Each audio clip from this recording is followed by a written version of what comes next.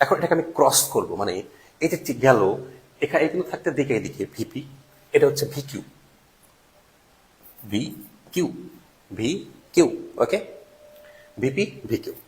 দুটোর মধ্যে ডিফ্লেকশন কত? পি থেকে কিউতে গেছে, তাহলে এই কোণের পরিমাণ হচ্ছে ধরলাম ডেল্টা থেটা। তাহলে এই বেগ, এই দুটা বেগ যদি পরস্পর ক্রস করে, মানে একটা এই দিকে গেছে একটা এই দিকে গেছে, আমরা যেভাবে বলি না কেন, এটা উত্তর দক্ষিণ তো বলা যাচ্ছে না, এই ডিরেকশনে গেছে এবং এই ডিরেকশনে, এই দুইটাকে যদি ক্রস করা যায় তাহলে মধ্যবর্তী কোণটা বের হবে। কিরকম ক্রস করবো আমরা? কিরকম ক্রস করবো?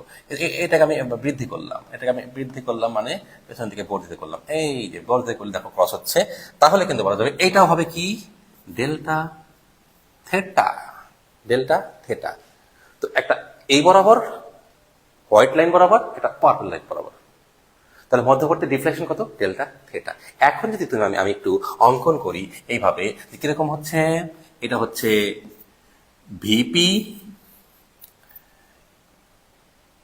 এইটা হবে হচ্ছে ভি কিউ, এরকমই তো ভেক্টর, মধ্যবর্তী কোণ ডেল্টা থেটা। বস্তুটা যাচ্ছে কোন দিক?